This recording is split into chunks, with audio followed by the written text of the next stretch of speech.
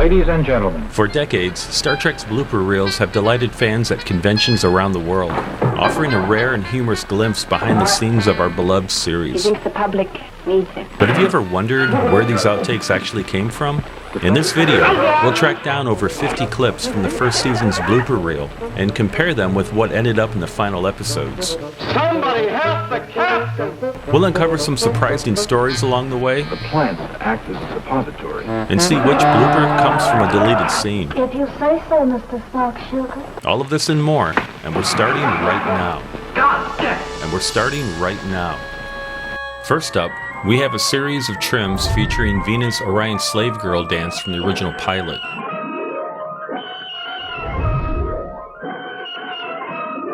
Venus' dance is intercut with unused footage of Spock looking into a scanner and nervously rubbing his hand across his stomach.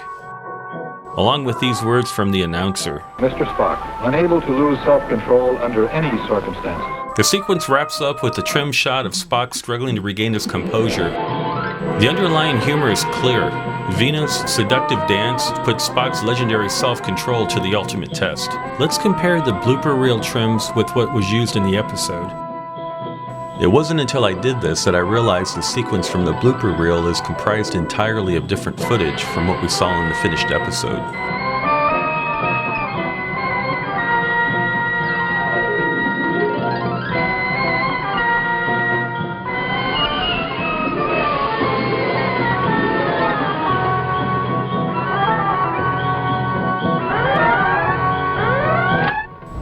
Here's our only peek behind the scenes of Where No Man Has Gone Before, as a technician rushes to check something on set. And we have a single clip from Mud's Women. As Ruth Bonaventure goes through her Venus drug transformation, her dress has shifted enough to reveal the underside of her right breast, leading to an awkward moment for the actress.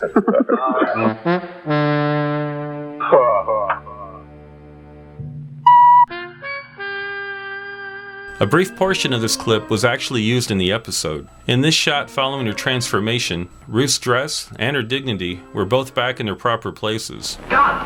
Here's an extended shot of the tyrannical Captain Kirk approaching Yeoman Rand's quarters. In this excised portion, he scans the hallway to ensure that no one sees him slip inside. In the final cut of the episode, this moment was replaced with a close-up of Kirk in the turbolift, a strange choice that always takes me out of the scene for a moment. This deleted clip shows Kirk taking another swig of Saurian brandy, cut from the shot used in the episode, which already contains a similar moment. Maybe the editors felt this was one swig too many. Here, we see unused footage of Kirk's dark side on full display as he attempts to assault Rand. Most likely not used due to the explicit shot of Rand's exposed derriere and underwear. Here's the scene as it appeared in the episode. This clip features a film crew member mimicking the act of shoveling coal into the Enterprise's engine, a throwback to old steam engines. The camera is set up in the exact same spot as the shot of Kirk and Spock entering engineering, searching for Kirk's evil twin. Next, we delve into the naked time, starting with the clip of Spock rubbing his hand on his shirt that we saw earlier, as he mirrors the actions of other infected crew members attempting to wipe away the mysterious virus. We have a trim from Spock's breakdown in the briefing room, along with the shot it was trimmed from. And we have a second trim from Spock's breakdown in the briefing room. Shatner's desperate plea for help Somebody help the captain! comes from the very next scene. Run it, Cap. Adding a layer of mystery, or perhaps just a bit of confusion, as to what exactly Shatner was on about. All we have from Balance of Terror are these unused trims of Spock making faces, taken from the moment the Romulans are revealed to resemble Vulcans. After these messages, we'll be right back. We now return. Filming on What Are Little Girls Made Of ran over by a couple days. With all the on-screen antics the blooper reel reveals, plus the ongoing script revisions, it's easy to see why. Here's a playful moment between Majel Barrett and producer Robert Justman, caught between takes. And here's the actual shot being filmed at the time. Rob! I order you not to harm him! Cast members, reportedly intoxicated, danced on the spinning replicator table used to make Kirk's clone, using it for a merry-go-round instead. Nichelle Nichols, who wasn't part of the scene being filmed, is also joining in on the fun. That's the idea. Then you approve? Yes. In one of the most famous blooper reel moments, Leonard Nimoy's son walks on set, sporting ears and a haircut just like his father's. When I first saw this photo, capturing that father-son moment, I realized that this practical joke had given us an unexpected gift, a glimpse of what Spock might have looked like as a child. I imagine how the animated episode Yesteryear might have been if it had been done as a live-action episode instead, with Adam Nimoy stepping in as a young Spock. Seeing Leonard and Adam Nimoy play the same character on screen would have been such a unique, unforgettable experience. The script revisions I mentioned earlier are evident here, as the line being read for Nimoy to react to was not what was heard in the final episode. Corby discovers there are bad. Here's the revised line they ended up using instead. Dr. Corby has made some fascinating discoveries. Overall, the filming of this episode was punctuated by plenty of antics and last-minute script changes. We catch a lighthearted moment during the filming of The Conscience of the King as William Shatner breaks into laughter, used in the blooper reel, along with the shot of this actress's costume malfunction, as well as this trim of Spock laughing, one of the few clips I've been unable to locate. This next clip isn't a blooper or a gag. He thinks the public needs it. But rather a deleted line of Lenore referring to her father, Anton Caridian. It's not exactly the line as scripted, but close. Here's Nimoy in a candid moment, calling someone, likely William Shatner, a smartass. And later on, Nimoy gets a frog in his throat, Dr. Layton was murdered while the critic... which Shatner finds amusing. And here's the take used in the episode. Dr. Layton was murdered while the Caridian Company was on Planet Q. But what's a Shakespearean tragedy without an unexpected blooper to lighten the mood? Filled with on-set antics, Court Martial contributed more to the blooper reel than any other first season episode, plus another deleted line. But first, here's an extra performing chorus line kicks across the officers' lounge, offering the officers some live entertainment as they sip their drinks. But Joan Marshall shoots her a glare that says, "I see exactly how you're trying to get the boys' attention, and I'm not impressed." The same extra can be seen in both lounge scenes, first escorting the court stenographer, and later by herself, maybe returning from her impromptu audition for Chorus Girls in Space. With no dialogue to guide me, locating these clips of McCoy proved to be one of my biggest challenges. Relying strictly on the background image, I first guessed the communication station, but this wide shot reveals that McCoy was actually in front of the engineering station the entire time. This matching shot also confirmed that I had the correct episode. Lieutenant, put B-deck on audio. If you say so, Mr. Spock, sugar. At first, I thought this clip must have come from the Naked Time, and although the shots are rather similar, the background images show that they were not from the same episode. I soon realized it was actually a deleted scene. That suddenly made this clip much more interesting and mysterious. Spock's reference to a B-deck stood out. Lieutenant, put B-deck on audio. So I scoured first season transcripts for that term. I found that B-deck was used in only one episode, Court Martial. B-deck. Seal off B-deck. The backgrounds were also a fit. I had two confirmations, but Spock's line had been cut, making it as impossible to pinpoint the scene from the transcript as it had been trying to find it in the screen caps. Non sequitur. Your facts are uncoordinated. So I had to search through the shooting script for Spock's line, which I eventually found, or more accurately, I found a close approximation of it. In the script, Spock tells Kirk that he'll put B-deck on audio before Kirk leaves the bridge. But in the blooper, he orders Uhura to do it after Kirk has already left. Lieutenant, put B-deck on audio. This small change not only makes sense, but it would have given Uhura a more active role. My investigation revealed even more deleted material, which provided an answer to a nagging question that I actually never had. Where did Kirk get the phaser he's carrying in the next scene? Spock handed it to Kirk before he left the bridge. Where Spock got it from is unknown, as there was never any indication that there was a hidden phaser somewhere on the bridge. Here's a flub line delivered with conviction. Do you think it would cause a breakdown of discipline if the lowly lieutenant kissed the star of a ship captain? And here's the correct line delivered with the same conviction. Do you think it would cause a complete breakdown of discipline if the lowly lieutenant kissed a starship captain on the bridge of his ship? Let's try.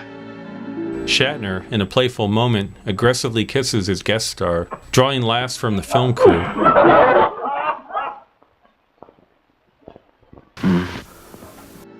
But we see a gentler kiss in the final episode.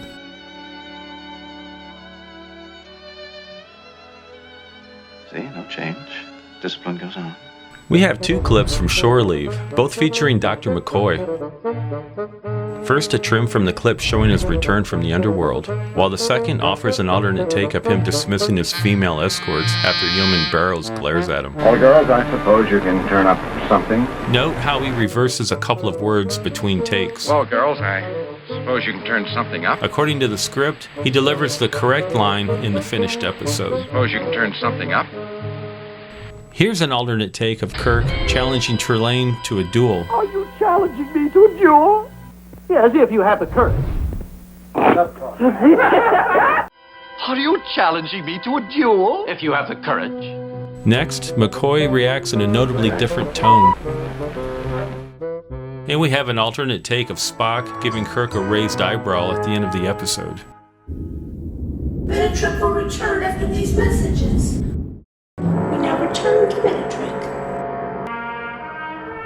In a heartwarming moment from Tomorrow is Yesterday, Nimoy reassures Shatner after he flubs a line, admitting that he too had messed up a line earlier that morning. Shit.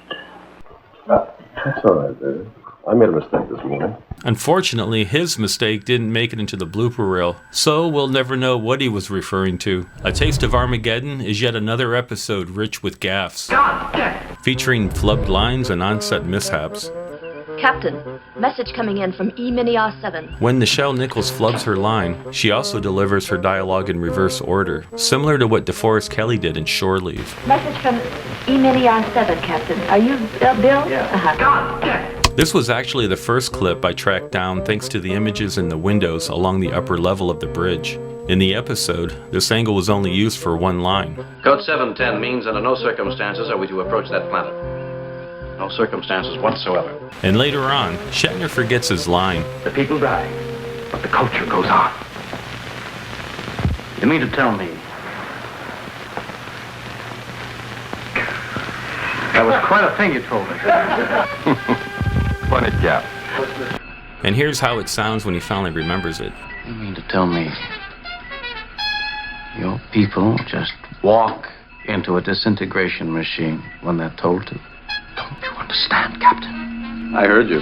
He simply could not believe his ears. Here's an alternate take of a scene from the episode. Here they are, side by side.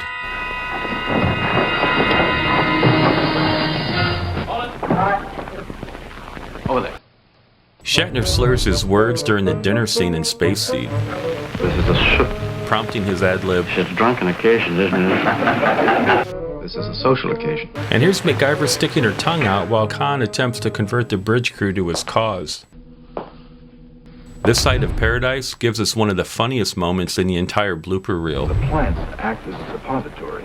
And here's the line as scripted. The plants act as a repository for thousands of microscopic spores. It's also one of two times where we see Nimoy sucking on a lollipop, which makes me wonder if this was a regular habit of his on set. Here's Captain Kirk standing in the farmhouse, casually eating something, a moment that doesn't match any shot from the aired episode. Stranger still is the man who suddenly appears in the window behind him. This blooper reel segment starts with an alternate take of Kirk belittling Spock. You're a man. You're an overgrown jackrabbit. An elf with a hyperactive thyroid. But after successfully egging him on, Shatner apparently wasn't ready to fully engage with him, but he eventually hits his cue and his first officer for the final take. Every outtake from Errand of Mercy showcases Shatner goofing around. Shatner puts a completely different spin on his threat to the Klingon. You don't want to tell me, but I know. I'll kiss you. And here's the line as scripted. If you don't tell me, I want to know. I'll kill you. Maybe he got into Nimoy's stash of lollipops and was hyped up on all the sugar. Here are some alternate shots I found from a different source. I may never find a better place to show them, so here they are, providing us with two different angles.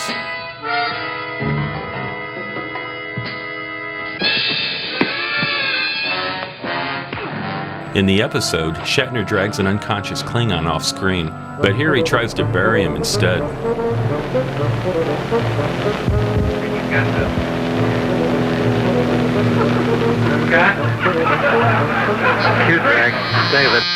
Shatner got me confused about exactly who has what rights. He got himself confused too. You have no right, and we have the right, but you have no right. Because we're the right, and you're the right. And here's the line as scripted. You have no right to dictate to our Federation how to handle their interstellar relations. We have the right. Leave it to Shatner to turn a serious moment into a farce. Because why just fight the Klingons when you can dance, joke, and laugh with them too? From the city on the edge of forever, we get an alternate take of McCoy freaking out after his hypo accident. And here's an unused shot of the local riffraff from the 21st Street mission. Hi, sugar. Shatner accidentally calls Mr. Spock. Mr. Spock? Spock is definitely not a Spock. After firing their phasers in Operation Annihilate, our series regulars demonstrate a Type 1 phaser setting we didn't know about, close shave, while the extra in the background treats his phaser like it's a 6-shooter. Watch as the alien pancake hilariously smacks Nimoy on the ass instead of his back. Was it an accident or intentional? I'd say it was probably intentional. This may be the only footage of Roddenberry on set during the production of the original series. He's waiting for his wife, Elaine. Notice how casually I stand here. It's her 46th birthday. All right, ready? Come ahead, kids. Come ahead, Bill. And to celebrate, he and Bill sing Happy Birthday to her. Ready, Bill? I'm ready. Happy birthday to you. Happy birthday to you. Happy birthday, dear Riley. Happy birthday to you. As a token of our affection.